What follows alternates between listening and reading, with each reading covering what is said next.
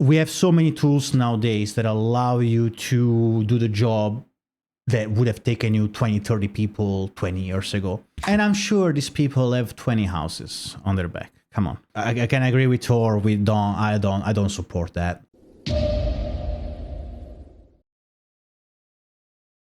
On my phone, I see his face once every 10 minutes. He's definitely doing something right with his content production. Yeah, he's bringing up something pretty cool in this video, which I watched partially. And I wanted to bring it up to the stream because I think it's very in line with the stuff that I like to talk about. Maybe we can watch it together and discuss it together. So we were talking the other day about Star Citizen, and people wanted to know my take on Star Citizen. And I don't like it. And the reason why is because of this. Because the game feels more like a storefront than a game. But I didn't know something about this. How many of you guys have spent over $1,000 on Star Citizen? And it's okay. Don't worry. I'm not going to berate you. You can spend your money whatever way you want. Because someone has sent me an image, and I'd like to know if we can verify that this exists. You have? Do you have access to another page in the store that no one else has access to? Because I was sent this that shows another page on the store that has up to $15,000 in packages on that. So they have a... Yes, pretty sure that there is another tier after that with $48,000 package, which is all the ships in the game, I think, if I'm not mistaken. Fun enough, I think that that whole thing came to fruition because the actual community asked to have a way of purchasing every ship in the game. The answer is yes, you do have access to that. So they have a secondary store that they try to give to people that have already given $1,000. So there's a store within a store. It's a whale page, yes. This is why I won't be playing Star Citizen. It is not because the game doesn't have promise, because it does. It's because of this. This is gross, dude. It's gross to me. It's not about greed. It's gross. This is, to me, this is predatory. And it's something that I don't want to see in our industry, so it makes me not want to engage. There's a page that doesn't unlock until you spend 10K. And anybody who's, please don't tell me you've done that. Don't tell me there's a 10K page. Jesus Christ, dude. That's so rough. A bit of context around who Thor is, for my little understanding. He's a game dev, and his goal, I suppose, like with his stream and content production, is facilitating game developers wannabes into actually making games. Like his spiel is all about go out there and create stuff. I love the dude for it. I think that's a very great mentality to go about, not just for game development, but in general. I'm more into e-commerce and business and whatnot. And it's literally also the same thing that I tell people. Just go ahead, produce stuff, put it out there. You're going to find someone that likes it enough to either buy it or, even better, to give you good criticism. You should not be discouraged by seeing a lot of stuff around you nowadays, right? Both in game development and e-commerce, business and whatnot. I think that we are definitely getting more into the creators economy. And what that means is not just content creators, that's also people that decide to start their online ventures. We have so many tools nowadays that allow you to do the job that would have taken you 20, 30 people 20 years ago. So I'm very much aligned with what he's talking about. However, are you really going to make up your mind about a project like Star Citizen? And correct me if I'm wrong, and I will die on this hill. There is no other big company, at least that we know of, that is actually working on such big projects and promising us the dream that Star Citizen is. I'm kind of fed up with the fact that the major companies nowadays, it feels like they're just releasing that one game a year and they name it something different. EA, can be Activision, can be like, I was talking about the big companies. And I feel like when I was a kid growing up, playing the first FIFA or Pro Evolution Soccer and whatnot, I was like, man, I cannot believe how those games are gonna be feeling like and be playing like in 20 years from now. And yes, graphics got better, and yes, the physicalization and the gameplay got better, but I also feel like development companies have not really push the boundaries of what's possible. And it feels like CIG is, because it's kind of like a new project, and because they don't have it's a crowd-funded project as well. This is their way. So like what this is, what the store is, in my humble opinion, buying stocks of a company without having any dividends or anything that you can sell later on the road. So this is how I look at it. As long as having the bigger ship that costs more money won't give you a super edge in the gameplay itself, and people can actually buy ships by grinding in game, I'm fine with that. But what has happened in the last decade and what is still happening is pretty much, this is our project, you want to support it, this is what we're going to give you in return. Making up your mind based on the store page, I think that it's not, I don't think it's good enough, because you know how much I love the project, and let's keep on going. That's so rough. Is the 10K page on Google? I don't know. The idea of a VIP store really bothers me, though. This really, really bothers me. Because I can't verify this is real. I'm not going to give them $1,000 to find out, right? But if some of you out there have paid $1,000 and you do see this page, and you can send me more proof of this, that really bothers the shit out of me. I definitely haven't seen that page either, but for what I heard, it's definitely real. It's definitely a thing. That's 100% real. I'll deem it to you, Thor. Kronos, you've got it. Have reviewed and provided feedback. Thank you. It looks like it's up on IGN as well. Star Citizen introducing a $48,000 ship bundle, but only players who have already spent $10,000. Dude, I can't get behind this. I can't. Like, I cannot do this. Developer Cloud Imperium Games is releasing a ship bundle for its controversial space simulator that costs an eye-watering $48,000. Star Citizen's Chairman's Club, one which requires spending at least $10,000 on other in-game items to achieve. Jesus Christ, dude. This is why I said it feels more like a storefront than it does a game. It's not good. That is not good. Like, Jesus, dude. This is so far down the route of anti-video game to me that I know that there are some of you that may love this game, that may love it for what it could be, but as a game developer, that shit is awful to me. That is really, really awful to me. And I cannot possibly get behind that, dude. I think that it's not about it being anti-game development, it's being anti-corporations. And being anti a system where different shareholders and boards and how the stock markets goes is, of course, more of a general conversation here. Having the progress of a project being laced up and held by people that actually have economical interest in it. So maybe this is where we start to disagreeing here. It's not about it being against the game development, because the developers have nothing to do as well with how the game is marketed and where the finances come from, right? Like, we just seen another video about how marketing team kind of like decided what happened with the medical beds and whatnot.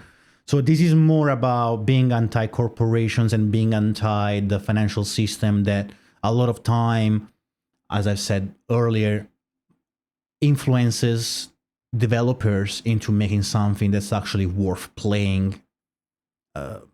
Just can't. As a player and as a dev, I look at that and I just go, no, I don't want that to be a thing. I don't want that to be a thing at all. What is this? Tools, list of ship packages. So you can actually pull it from starcitizen.tools. Let's go look. Oh my shit. Oh my shit. How far does this go? It's not even the top one. Does it keep going? Yeah, dude, I can't do that.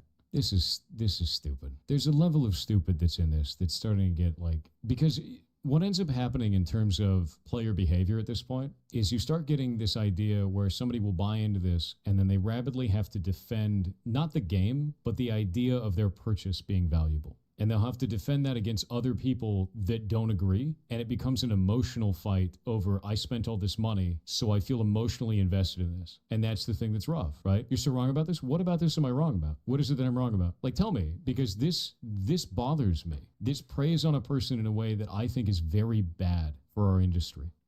I do think that is right in a lot of senses. It's about expectations, right?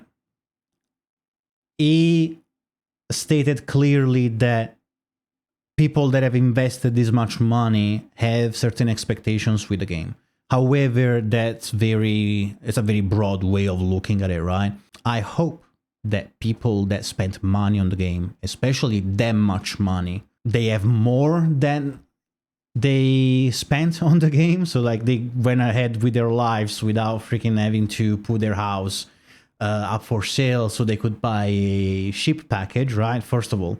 So we always have to believe and to think that people have the best in mind for when it comes down to their expectations and what they actually spend their money on. CIG has always been also pretty upfront with, and I'm not defending CIG, please don't misunderstand me in a way. Like I'm just saying that CIG is always been kind of like, you know, we are working on it. It's a project. We are not selling you the end game. We are not telling you even when the game is going to be released, even though they tried to do that and miserably failed. So again, I'm not defending CIG. I'm just stating the fact from my point of view here, where yes, it's a lot of money. And don't get me wrong, personally, I spent $60 on the game. I got my Avenger Titan. I got hundreds of hours out of it, right? And I'm sure that there is other 1,000 people that have done that. I was just talking with someone in chat, and they were like, yeah, I just got the Titan, and I love grinding in-game money to get better ships. I'm very much the same, both because I'm very poor, but also because, you know, if I went ahead and spent $48,000 on a game package, I don't know if I would retain my wife and kid, right? Like that's not, I don't think that's acceptable, at least for what we can afford and the kind of like lifestyle we are living. Having said that, people do spend a lot of money into a lot of things that I personally think they are pretty stupid. If people spending money, people that can afford it, spend money into something that is going to provide everyone else with an experience, can CIG pull this off? I think that this is the hill I will try to defend in this case. Can CIG pull this off? Seems like they are doing it, and seems like it's still being crowdfunded, and there is no major investors coming in being like, you know what, we'll give you $1 billion, give us 60% of the company, and in 2 years the game has to come out, and we have to have a microtransaction store, and the game has to go on a subscription-based plan. So, you know, the other side of the fence is not as pretty either. It is very bad for our industry. I don't think it's stupid, but I think it preys on people in a way where they get emotionally invested in a cost, and then they have to defend that in a way that ends up causing strife for them, right? That's not a good thing. It's fine to have microtransactions. I don't think it's fine to have a microtransaction that's basically a down payment on a house. I just don't think it is. I think that goes into the world of egregious, frankly. $42,000 is a 10% down payment on a $420,000 house. Like, that's some crazy shit. And I'm sure these people have 20 houses on their back. Come on. Dude, that's some crazy shit. Yeah, it's not a microtransaction. Percentage-wise as well, not many people, I don't think that many people got the 10,000 package compared to how many people are actually playing the game, right? It's a mega transaction. It's like 4 or 5 cars, right? Yeah, it bothers the shit out of me. And you may say that I'm wrong about this, but dude, this is a feeling thing. This is not a fact thing. This feels gross to me. And you have to understand, somebody who's not invested inside of this environment looks at things like this and goes, what the hell is that? The first thing that I see when I see this, I go, that's disgusting. My immediate gut reaction is, that's disgusting. And if you can package this in a way that makes sense to me, please do so, because I cannot get behind this. This is gross to me. It completely undermines any faith that I have in the game, because it's just a gross way to be selling games. It undermines my faith in the game completely. Like, they can make a beautiful, wonderful game out of this, but this is so off-putting that I won't engage with it. Does that make sense? I've sent you full details, including their own support page about it. Let's see.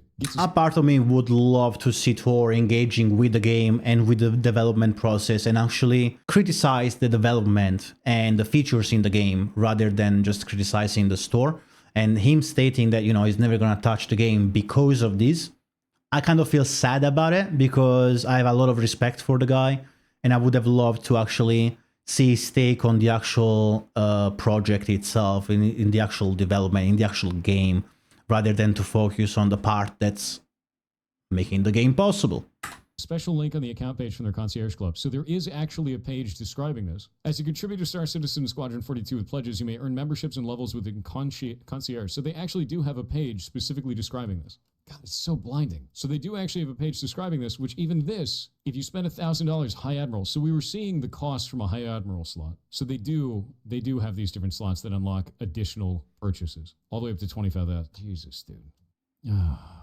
This stuff is nuts to me. What it reminds me of is this. A Kickstarter is a flashpoint moment for you to fund a video game. They have turned Kickstarter into a business model, an ongoing business model to me, because a lot of this stuff is non-functional. The game is not fully realized. It feels like a Kickstarter funding round that never ended. As a dev, I don't like that direction for games. I don't want that to be a thing. So like, if you have a differing opinion, if you think the game is really good, explain to me in a way that makes this palatable, because to me, this doesn't feel good. This feels bad. This feels like a bad direction for this. It feels like a Kickstarter that never ended, right? If I'm not mistaken, the Kickstarter was for founding Squadron 42. Because of the huge success that it had had, then they decided to start the Star Citizen project. That's why it feels like it's never ending as well. Like that would be my explanation here, is the fact that originally, yes, the Kickstarter was for Squadron 42, which we're going to be seeing very soon, which was in development for what, 13, 14 years at this point? Not unheard of, considering that they are working on both games. But then Star Citizen came about when people saw the huge interest that Squadron 42 had. And that's why we are still seeing Star Citizen being a Kickstarter project. Not defending the practice in any way, but that $42,000 package is everything that is purchasable in game, and it gets updated every year to add new ships they've added to the package. Okay, I can understand that being a selling point, where they just add more and more and more new shit to it. But also, $42,000 is a salary of many people for a year on a game that is not currently fully realized. In fact, it's more than some people make in a year. More than many people make in a year. It's not a greed thing. I don't think it's a greed thing, because it's obviously not going after the average consumer, right? Difficult to justify because the price tags are disgusting. That's kind of how I feel about it. I'm trying to find a way. This is why I want to have a conversation about it, because it's not about bashing people who are into Star Citizen. Don't misunderstand that. I want to talk about this, not be a dick to you because you like the video game. The game is likely going to be fine. This is just something I can't get behind. It's something that looks gross to me. It feels gross to me, if that makes sense. I would love to hear about Star Citizen from you. I think the game looks compelling, but it also feels like a lot of slices of something that looks compelling that are not currently organized into a complete video game.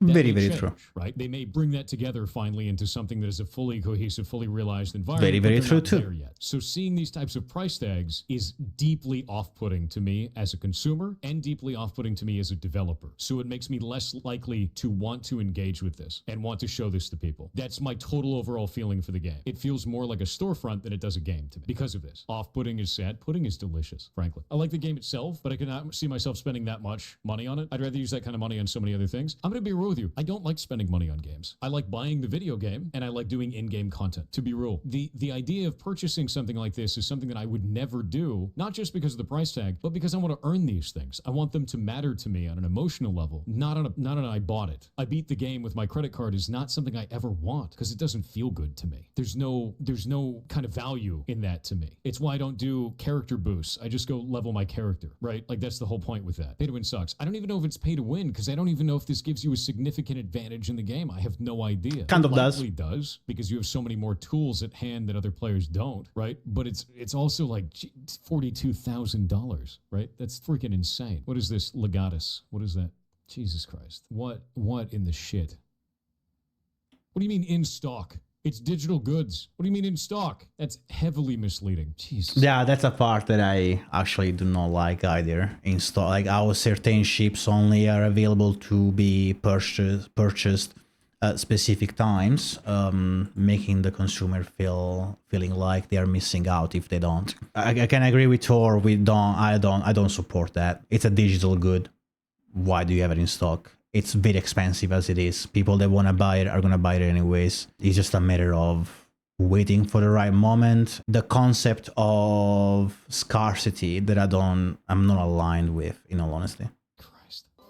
Limited slots. So we're doing limited slots on so we're doing FOMO on a $48,000 purchase. That's what we're doing. My respect level is decreasing as we have this conversation. You realize that we're putting FOMO on a $48,000 purchase now. FOMO, fear of missing out. It is putting an emotional tie to the. We're gonna wait for the ads. We're gonna wait for the ads. I'll explain it afterwards. We wait for ads, chat. We wait. This is getting actually pretty funny. Yes. I'm always down to talk about this stuff, and I'll always give you my real take on it. This feels bad. Reminds me of Eve. Eve has a lot of pay to win now, yeah?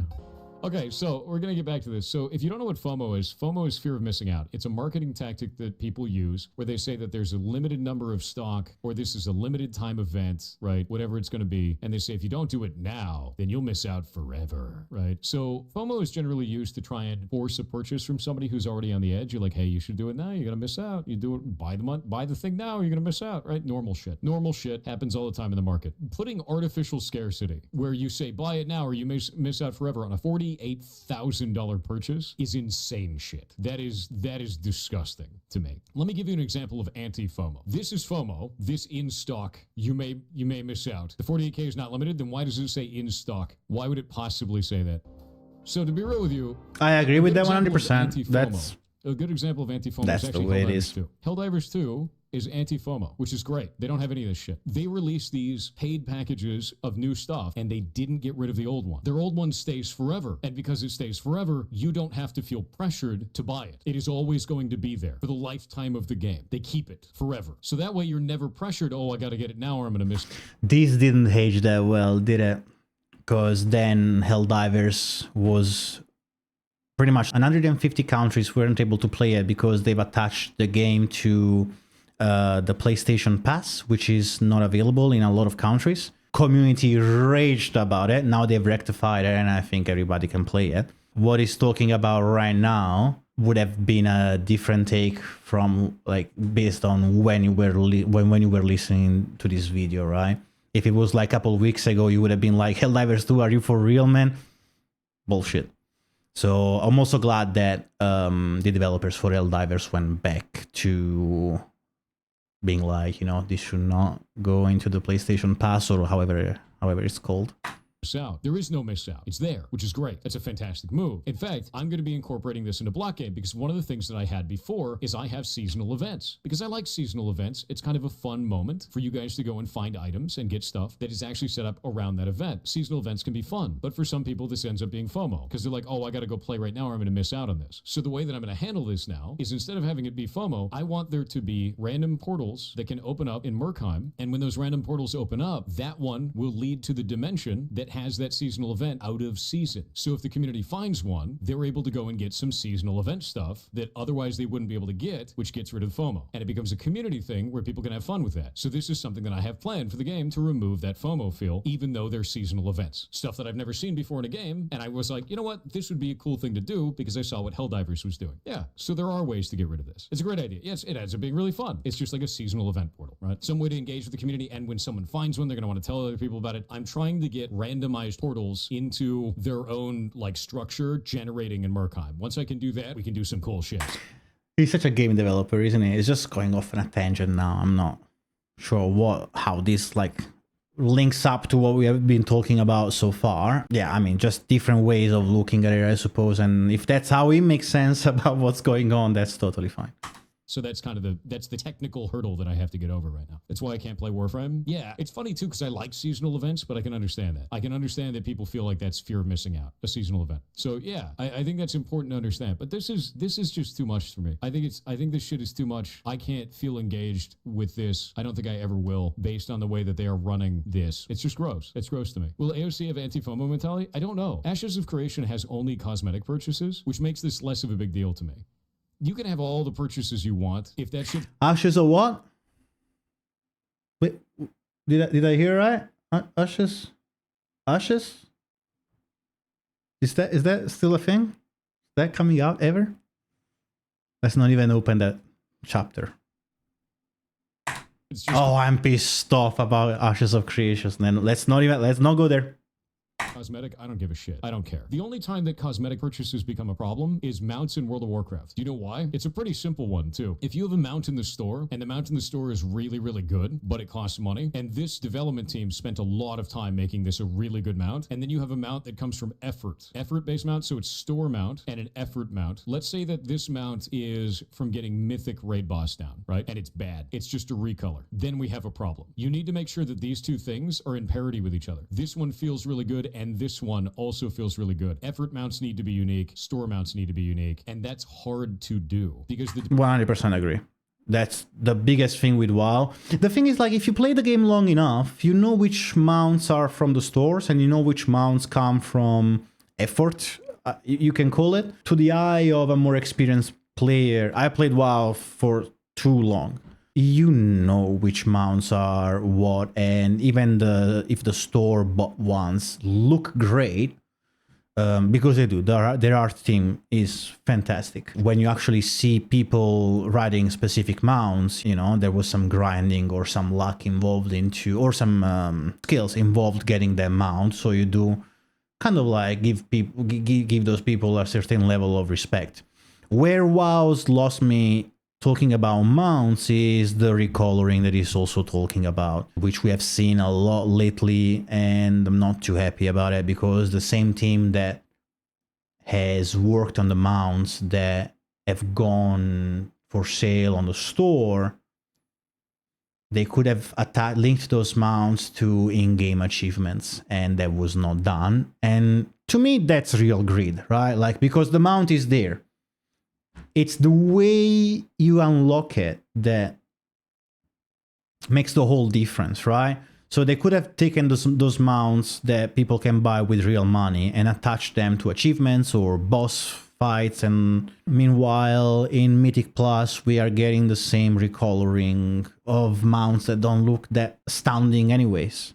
development studio largely goes, holy shit, every time we release a new mount for $15, it's like releasing an entire video game, but with none of the cost. It's a big deal. It's really a lot of money to do this. It's a huge amount of money to do this. And slowly over time, without having proper controls in place, your development team starts to shift towards a cycle of releasing new mounts for money rather than releasing new mounts for effort. And then it erodes player effort in the game. And you have to make sure exactly what I said. Problem, right? So that ends up being an issue. So that's the one thing you have to think about when you're like, I'm going to do a mounts for money thing. And WoW kind of screwed that up for a long time. And I know that because it was an endgame raider and it bothered the shit out of me. I think I've said enough. I think he said enough. What the heck is going on? Oh my god. Yeah, that I really wanted to watch that on stream. I think I said cringe at the beginning. I'm not sure if that's the correct word. I think it's sad. I think it's sad seeing Thor be talking about a game that can potentially revolutionize the gaming industry. I would have loved for the guy to go into what's happening from a development point of view. I think that it can add a lot of good insights on it.